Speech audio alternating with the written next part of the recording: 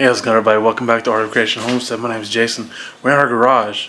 Kind of a strange place, but it's because we got the baby chicks below us. Hey little kids, this is kind of what we do here. It's our process in the evenings.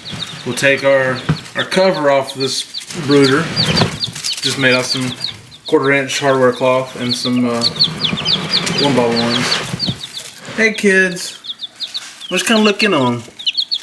See how they're doing. Check their feed, make sure it's okay. Shake it down a little bit. We'll get this water and take this water out.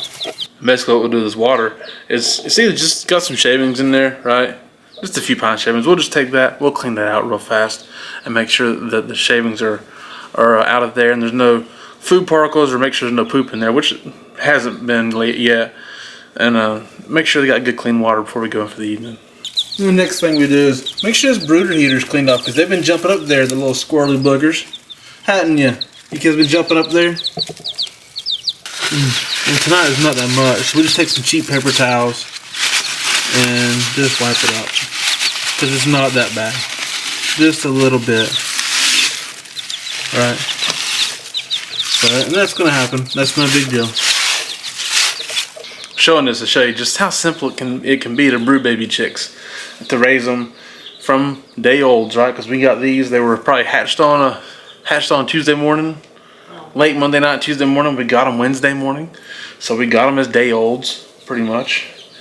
And it's just been this simple. We've had them for less than a week. Was this 5 days now? 6 days? 5 days since we've had them. They're so simple. They're doing good. They're eating a lot. As you can see, this one right here really likes to eat, don't you, little girl? And they're drinking a lot. They're doing well. They're chirping. They're communicating. They're running back and forth. Jumping on the heater. Jumping off the heater. They are doing so well, but we did want to kind of cover that process and honestly just introduce you to our baby chicks, and talk about why we got them, what breeds they are, and tell you all their names, because our chicks have to get names. All right, and people always ask me, do you eat them? Nope. Once they get names, you can't eat them. Well, there was one scenario when I was a kid, but we won't cover that now. All right, this is Judy. Daughter Judy.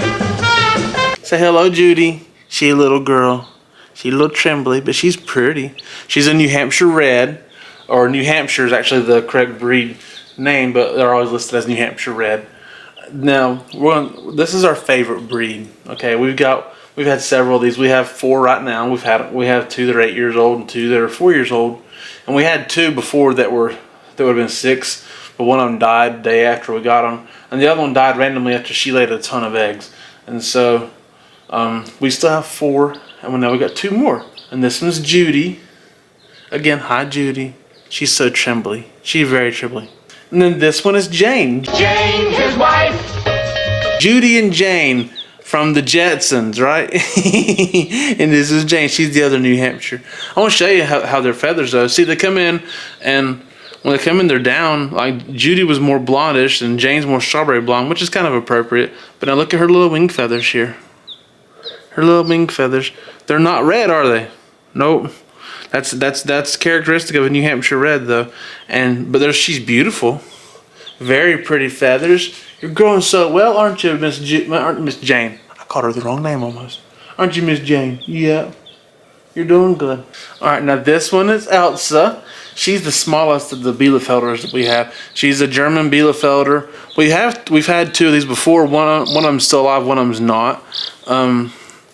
And we kind of wanted another 2, add 2 more to our order, and well, the Bielefelders what we could get. This is the best chicken we could get for the date we wanted them, and we honestly want to give them another shot anyways. And they're German, so we kind of got to give them German names. Or the one we have is called, her name is Heidi, and we had a Helga that died. This one is Elsa, and she's a pretty one. She's the smaller of the 2. She's got a little white dot on her head. One thing about Bielefelders is they're an auto-sexing breed, and so the ones that have this little chipmunk style pattern, they're the females, and the males do not have that chipmunk style pattern. They're just a lighter color in general. And here's how their feathers look. It's closer to how their feathers will look when they're older, but not completely. But it's closer than the New Hampshires are, for sure. And then this one's Ella. See, she's bigger. She's bigger, and she's a little lighter in color, actually. But she's much bigger than Elsa was. She's a sweetheart. She's still good. You still a good girl, ain't you? Yeah, she's still a good girl. Beautiful wing feathers. They're really growing well. Getting feathering out quickly now. And this is one of our buff Brahmas named Gravy. Buff Brahmas are a beautiful, beautiful, beautiful breed. We've had light Brahmas before, but not buff Brahmas. Okay, light Brahmas are white and black. Buff Brahmas are a buff color, which buff is golden. Okay, you can kind of see the color that she's going to have right here in her wings. They're slower to grow, slower to feather out, but there'd be nice, big, fluffy girls. Now she's wet right here. That's just because she's a sloppy drinker. Aren't you, Miss Gravy? It's Gravy. She's the smaller one of the buff Brahmas that we have. But they're both beautiful little girls. And they're typically Brahmas are a really sweet chicken. They're not a prolific egg layer or nothing of that nature. They're just good chickens to have around. And they handle extreme cold very well. Because they have essentially no comb. It's a little pea comb is what it's called, but it's essentially no comb at all. Again, that's Gravy. And this one is Biscuit. She's the other buff Brahma. So yes, our buff Brahmas are named Biscuit and Gravy. Ain't you? Yeah. You're doing good though. And she's a sloppy drinker as well. You see her little down's a little wet. Not bad as Gravy's, but now Biscuit's a jumper. She'll come right to the edge and just take a leap. She did that with me when it was only a few days old. She backed off my hand and fell straight down on the garage floor. It was terrifying. She was scared. She's still scared.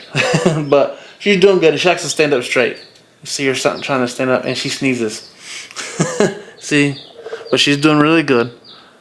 And so, again, this one, her name is Biscuit. Now this one is Layla. She's a whiting true blue. Okay, it's the last two we have.